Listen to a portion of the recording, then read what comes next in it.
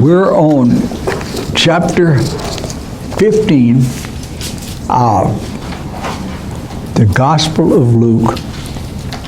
We're at verse 22 of that, the parable of the lost son. The son blurted out, "I've sinned against heaven and against you. I'm no more longer worthy to be called your son." I'd like to ask you, are you worthy to be called the Son of God? Now think about that before you answer. It's not a simple question. Anybody want to hazard a guess? It doesn't make any difference what you say. I'm going to contradict you. So. Intrinsically worthy. What? Intrinsically worthy? No. Okay, Jesse, you pretty well sidestepped. Yes, none of us. Go ahead. We know that we fall short of the glory of God, and we place worth on that, so we consider ourselves unworthy. But when we consider that we're God's creation, that gives us some worthiness. Okay. Our worthiness is conferred to us by the work of Christ. Yes.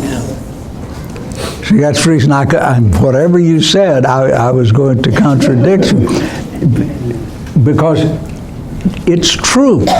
Intrinsically, none of us are worthy.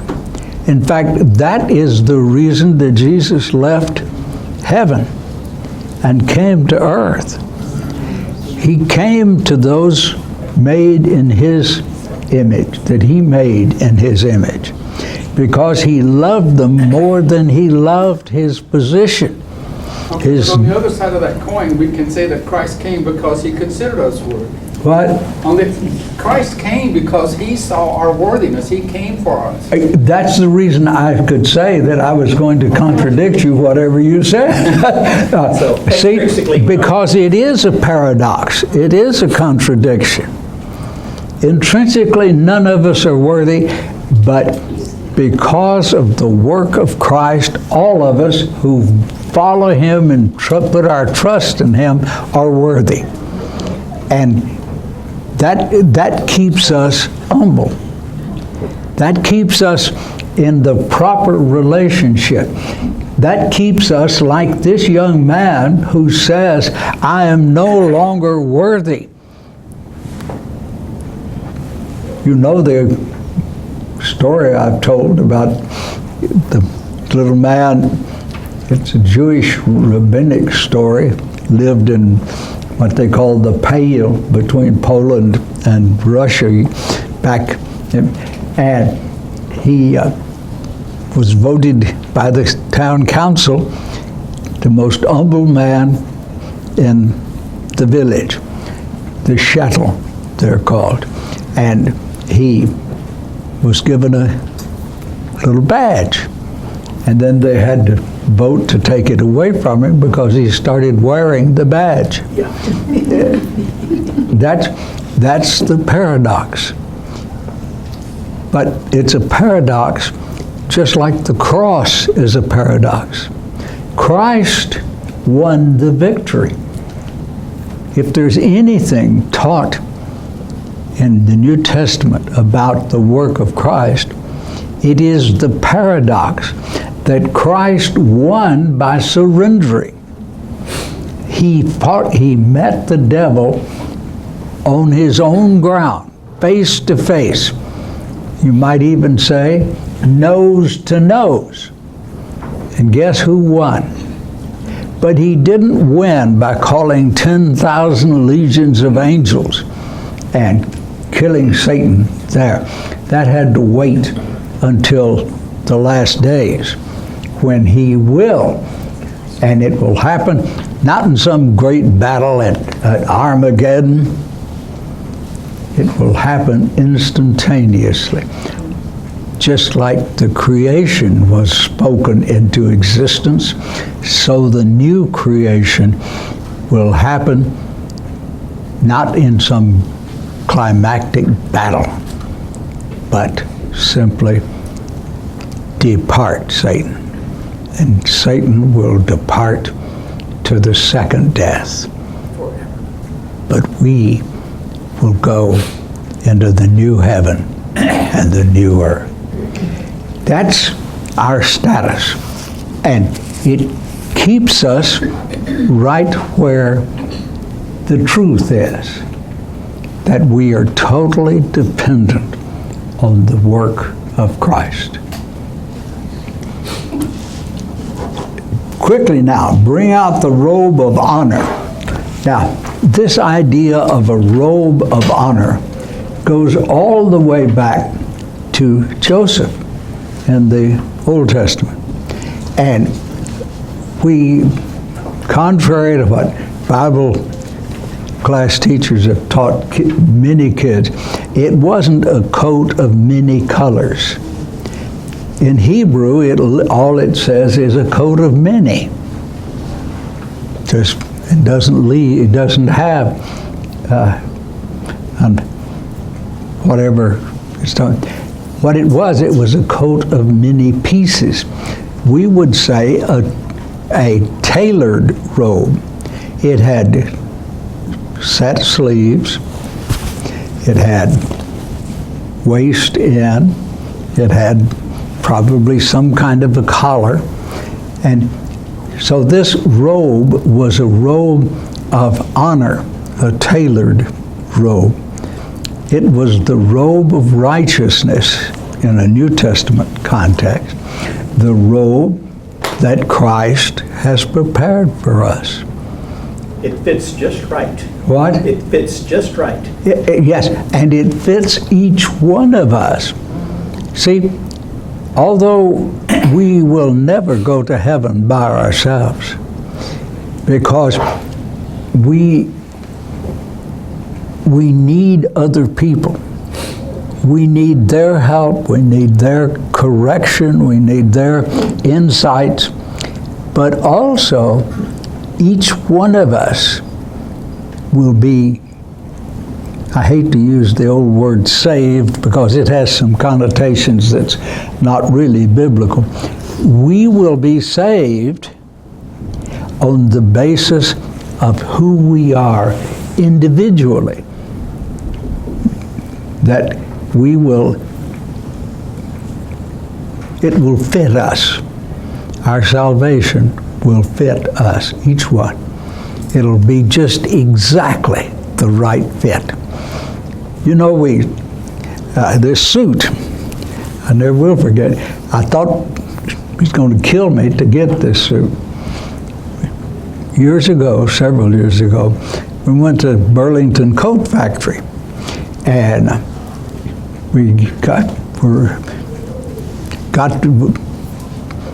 I was measured for this suit, and then we were going to go back downstairs on the elevator because it wasn't going to be ready for a week. And when I got to the elevator, I turned back to say something to Mina and stepped in a place that had about a 8 or 10 inch drop, and down I went. Not a hard fall, but a kind of rolling fall on cobblestones. And I thought we was going to have to get a crane to get me up, but we got up and went over. So I know what it means to fight that for what you have and are. But that's what he says here. And dress him in it. Put my signet ring on his finger. In the days where many people didn't read or write, they marked their ownership, and even people who could read or write marked their ownership. If a document, you go to a notary public today and get a document, they put their imprintur on it. And what? They emboss it. They emboss it. And that's what's meant. You emboss that. And what it says is, You belong to me. Embossed by whom? Christ. Isn't that a beautiful idea?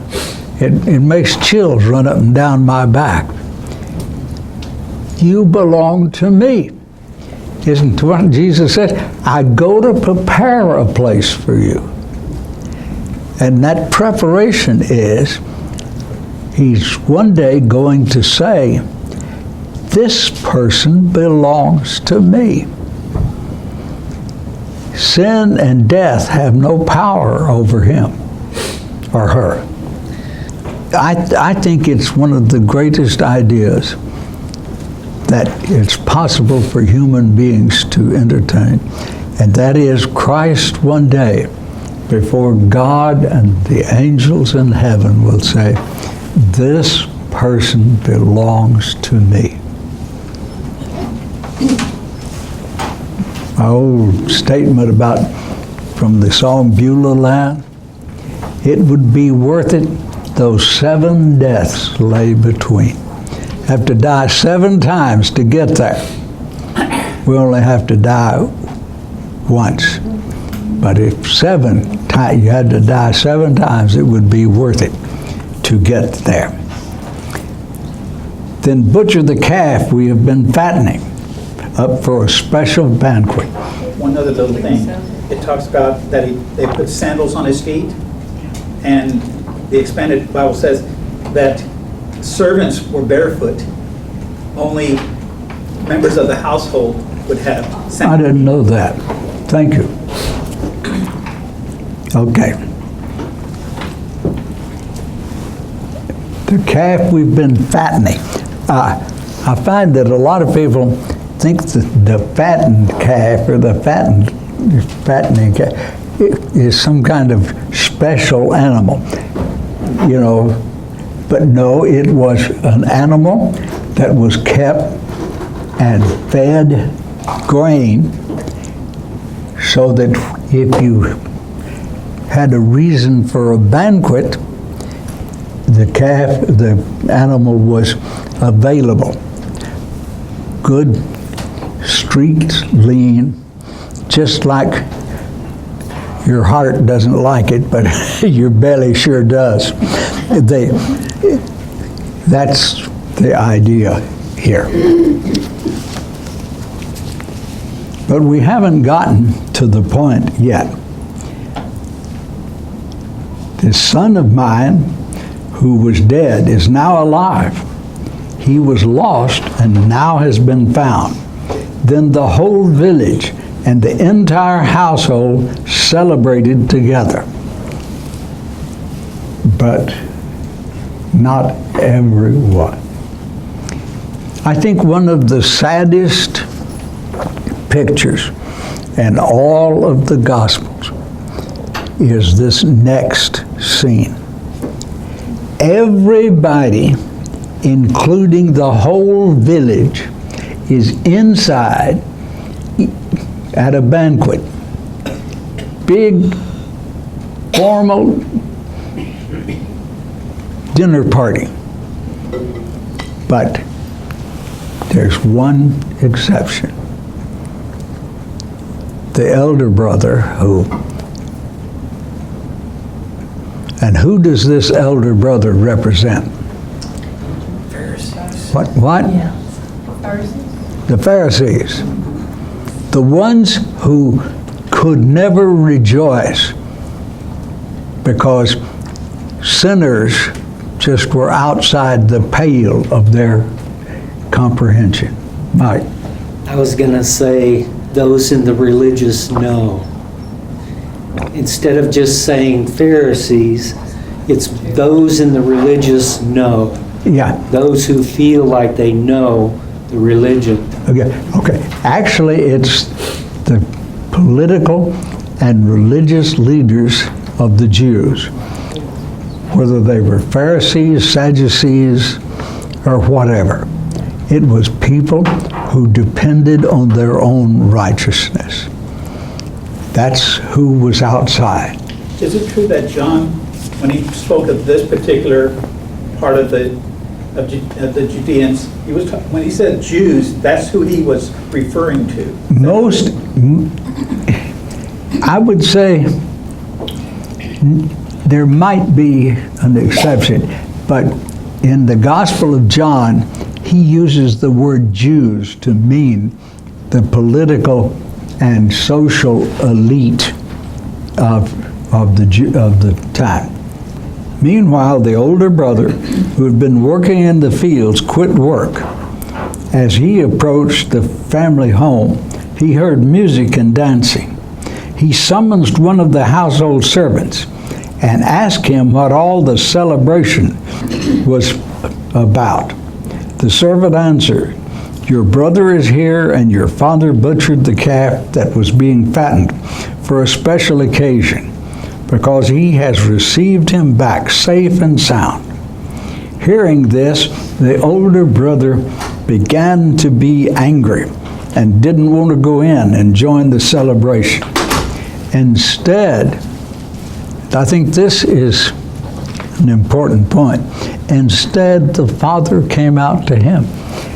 The father ran to receive the younger brother, but he also left the celebration to go out, because God loves all of the creatures made in his image. You know, that's pretty hard for many of us. We tend to be able to love people who are like us and with whom we agree. But it's hard for us to follow the example of Jesus by loving the unlovable. And yet, guess who is equally unlovable, or was? You were. I was. While we were yet enemies, Christ died for us. So there's that paradox again, that is completely dependent upon the work of Christ. But he responded to his father, "Look here, I have toiled for you all of my life, and yet you haven't ever given me even a small goat." Now notice, the change from, and this is the way when we're self-centered and narcissistic, we tend to change, and the perspective is much different. You didn't even give me a goat. Much less a calf. Here's a fatted calf you gave him, and you didn't give me a goat. Now, I'm sure that they didn't rate barbacoa as high as our Spanish people do, because most Mexican Americans they think barbacoa is really good, and it is. I will testify that it is. But this son of yours, who has consumed your belongings, that is, the things that belong to you, with prostitutes. That's a pretty brutal word, but that's exactly because the word sinners there is feminine in gender. Now, there's not any word. He may have been completely right, but or correct in his statement, but there's no evidence that he was. But that's the way he felt about it. He would slander his brother because he was angry. He comes home, "You butchered the calf we've been saving for a special occasion." "My dear son," his father replied, "you have been with me all of your life, and everything I have is also yours." Well, all of the Old Covenant people were God's children. And Jesus recognized that they were. And they had everything that belonged to the Father. but they refused to take advantage of it, just like this brother. Like where you put it here, this son of yours, as Yeah. opposed to this brother of mine. Yeah. I should have emphasized that. Everything I have is also yours. But we just had to celebrate because this brother of yours was dead and is alive. He was lost and now has been found. What makes you full of joy? Does the rescue of a sinful person fill you with joy? If not, you ought to ask yourself, why? That's a question that ought to occupy your mind. Chapter 16. The parable of the dishonest financial manager. Continuing the same line of thinking, he said to his disciples, "There was once a rich man who received an anonymous letter about his trusted financial manager." I don't think there's anything much more insidious than anonymous letters. I've never been involved in a situation where there was an anonymous letter, but once in my life. And it caused no end of heartache and suspicion. And the person never did completely live down the questions that were raised by it. What a mean-spirited thing to do. We're commanded not to receive an accusation except in the presence of 2 or 3 witnesses. I know that's, in one place, that's accusation against an elder, but in another place, it's accusations against a brother or sister in the church. Don't believe it. But how many of us would not think the old cliche, where there's smoke, there's fire? We tend to do that. How did you derive that idea when so many other translations don't even hint at such a thing as a insidious letter? Is that really in the way the words are put in originally? I'm just trying to see why that kind of flavor's never been brought out before. Well, it is an interpretation, but I think it's the best interpretation to put it in understandable, modern, what I call street level English. Remember, my primary goal in my translation, which I still hope to hold in my hand, published, and it's possible later on this summer that I will be able to do that. If you want to pray something for me, pray that. Also, if you want to pray something for Mina and me both, pray for Max's recognition of our relationship with the Oak Hills Church, which will be on the 20th of March. You talk about an humbling idea, and Max will take the time to recognize our relationship and contribution to this church,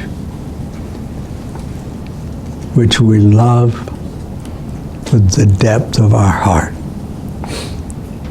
and which has been the reward for living and serving and teaching and everything else in our lives. it said that the manager was misusing the funds entrusted to him. This would be kind of like today, a trustee of a trust account. I had a friend who was a trustee in a bank in Detroit when we preached there. And while he didn't reveal who it was, I later found out there was a young woman. It turned out that she was the last heir of the Dodge Trust. And at the end of each month, he paid her $65,000. But he got an inquiry from a bank in New York raising some questions. So he queried their recipient, not recipient bank, but their, whatever it's called, bank, and said, what's going on? And they said, well, that's the bank controlled by the mafia. And that young woman had sold 105% of her inheritance. She was 5% in the hole to the mafia, which is not a pleasant thing to think about. Almost lost my thought with my tale.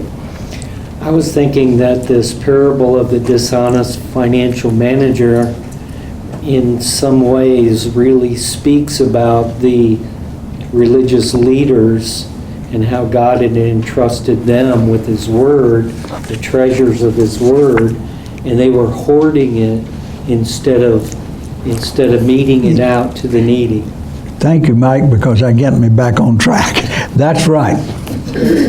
That's what it is here.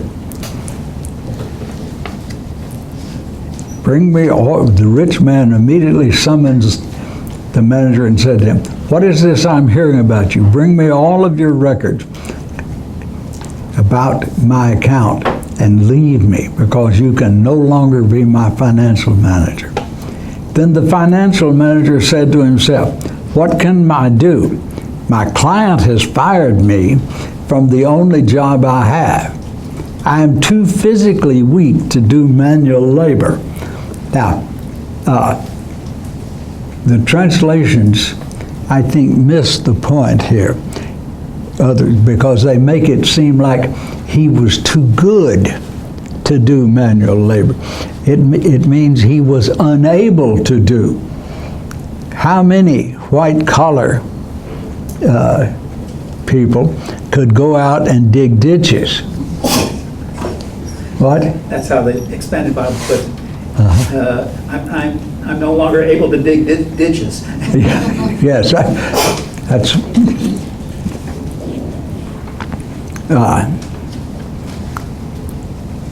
And I'm too proud to beg. I've got it. That's Eureka. I know what I will do. I must act in a way so that when the news gets out that I've been fired, there will be people who will welcome me into their homes. He then summons everyone on the list of his client's debtors. He said to the first person on the list, how much does my client owe you? 100 barrels of olive oil. Now a barrel of olive oil would be probably 40 or 50 gallons of olive oil. Wouldn't this be more accurate to say, how much do you owe my client? Yeah, Because you've got the client owing the debtor. Let me see. I begin to get so many quotations of quotations that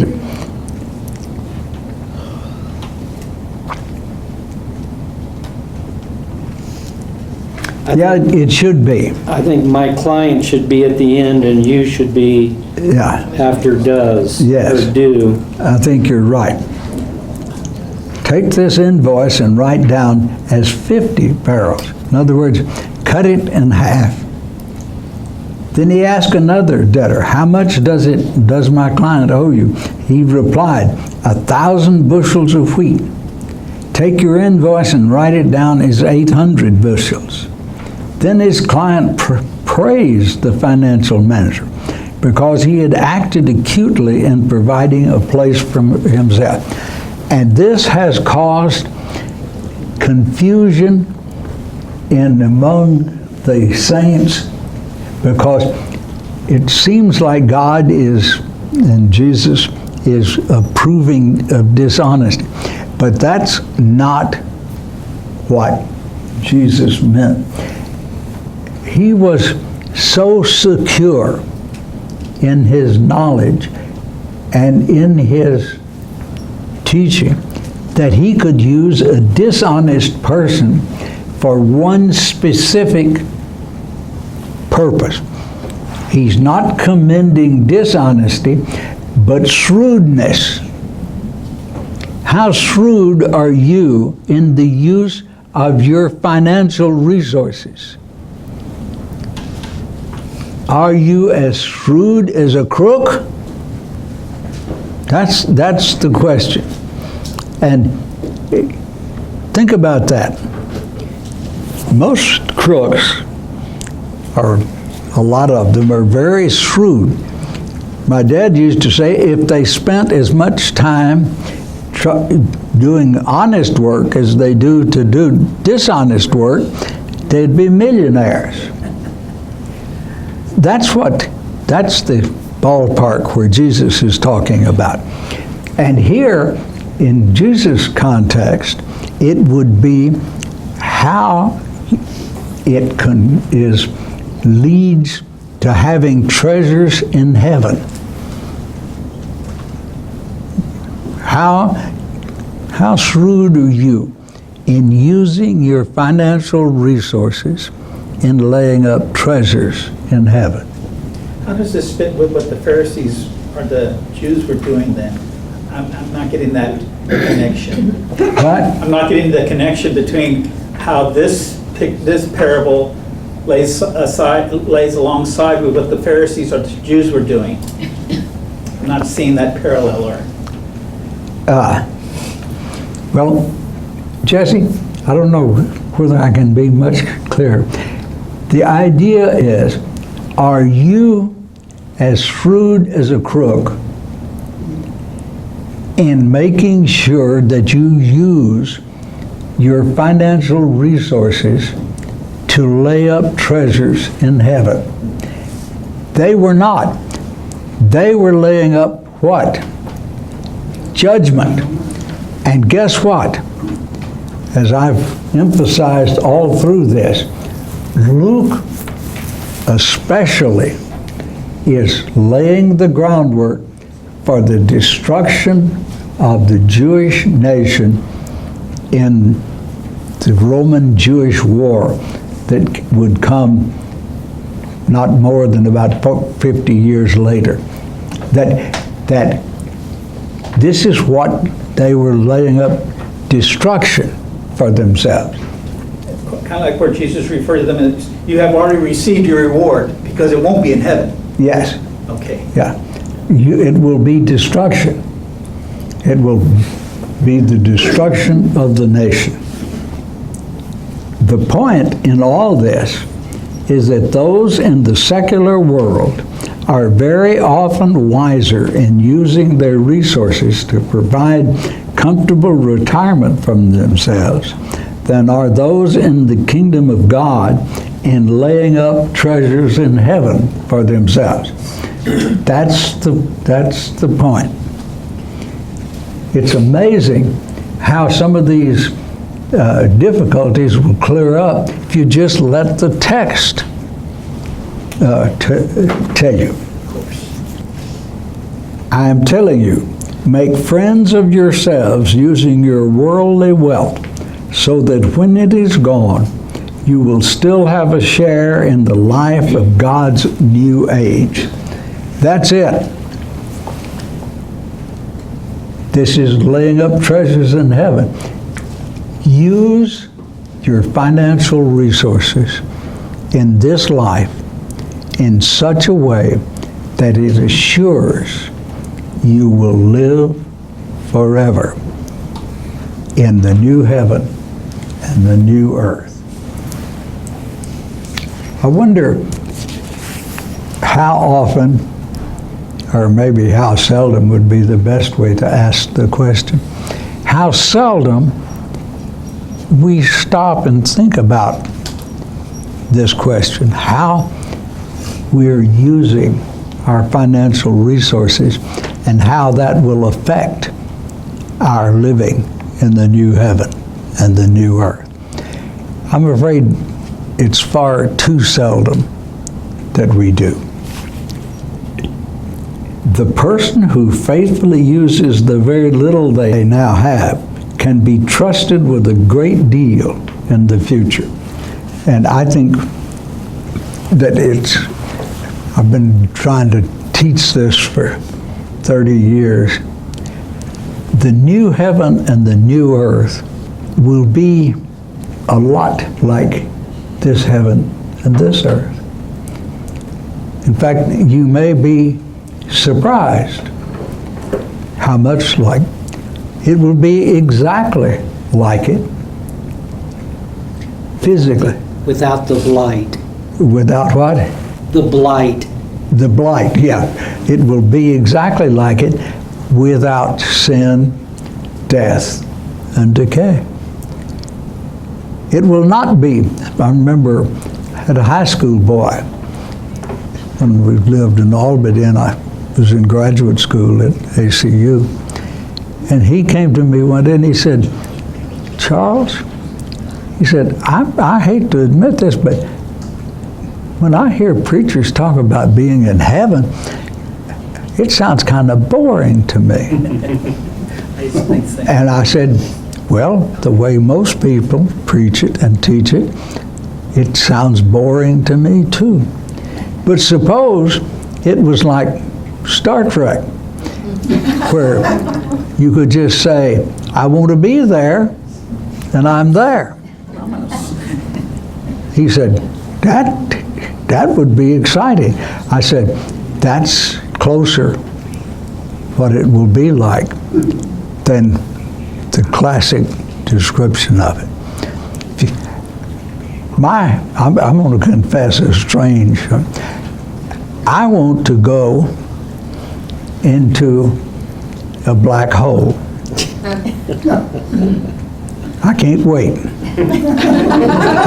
I have to wait, but I can't. I don't want to.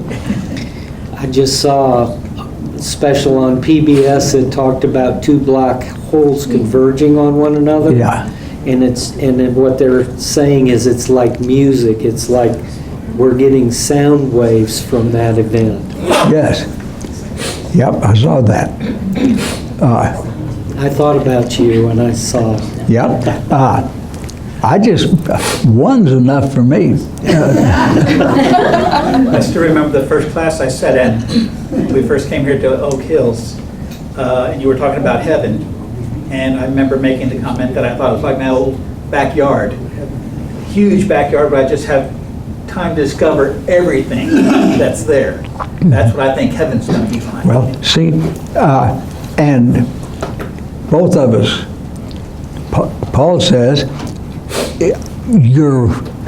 I'm paraphrasing, it's impossible for the human mind to conceive of what it will really be like. It will exceed the possibility of thinking about it. There's some things that you cannot know till you experience them. In my case, one of the things is being married. I knew I loved Mana, fact, I knew that before she knew did she love me. But that's a different story. But it was so much better than anything I had conceived of. And that is the way. It will be a lot like what I conceive of, but so much better that I don't have words or experiences to describe it. And since you've not used what belongs to another in a righteous way, who will give you anything of your own? In other words, you won't experience the new heaven and the new earth. No one can work under two competing supervisors, since they will hate one of them and love the other one, or be devoted to the one and despise the other. The point of this is, you cannot serve both God and worldly wealth. King James, God and mammon, but mammon is worldly wealth. This is, I think, one of the things that's particularly hard for American people, because our whole economic structure is built upon desiring to be wealthy. Now, lest you think I'm anti-capitalist, every political economic system that the human beings have ever developed suffers from the same weakness. Communists wanted to be wealthy,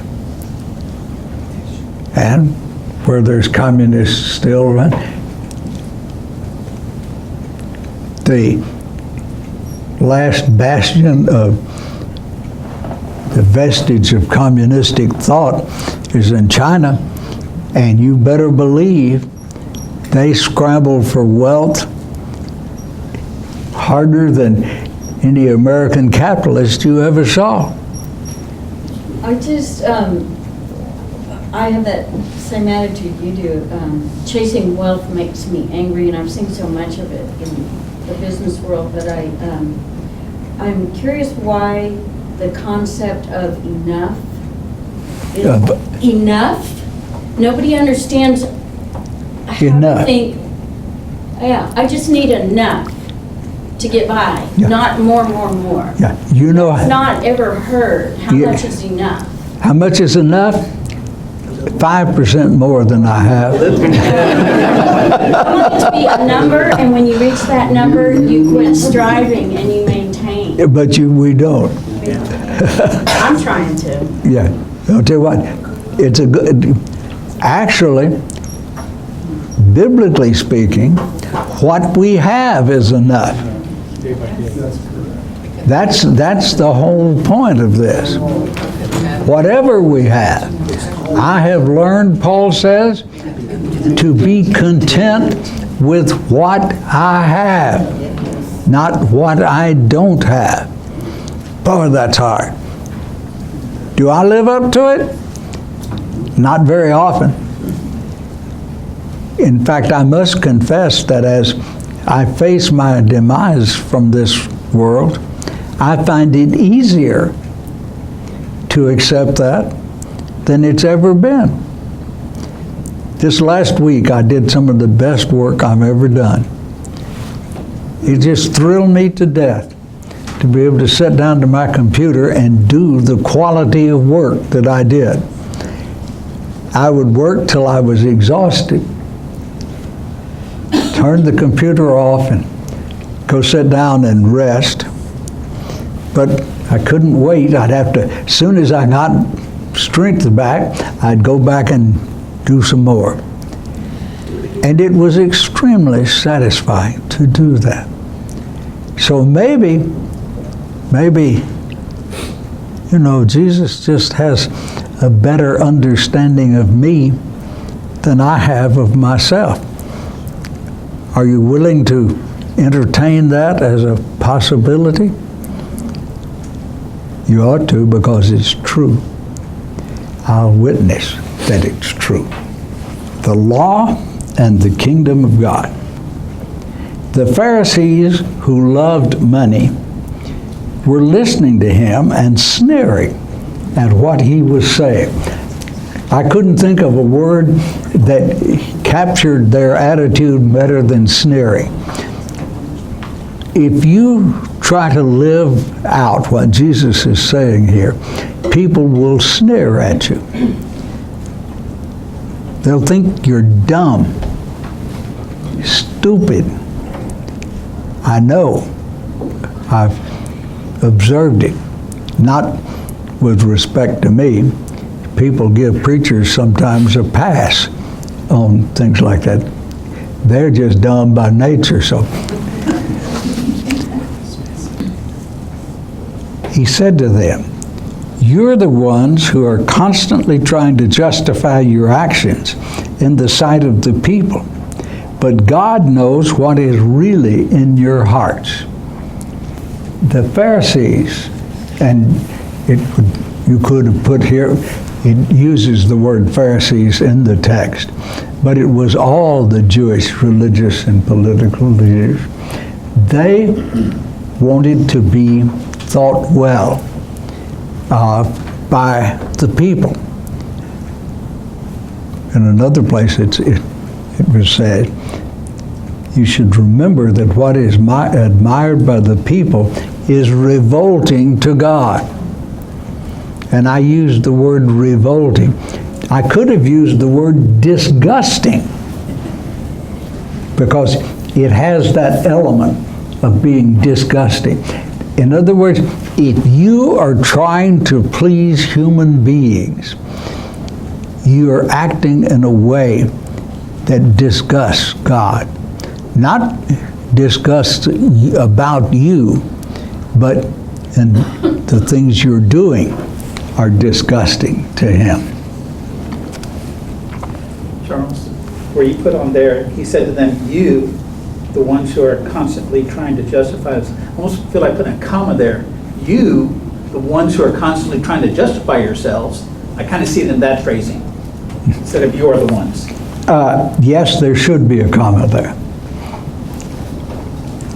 I hope that the man that I had proofing this for publication, that's the reason I had him do it. Okay, here is Alicia.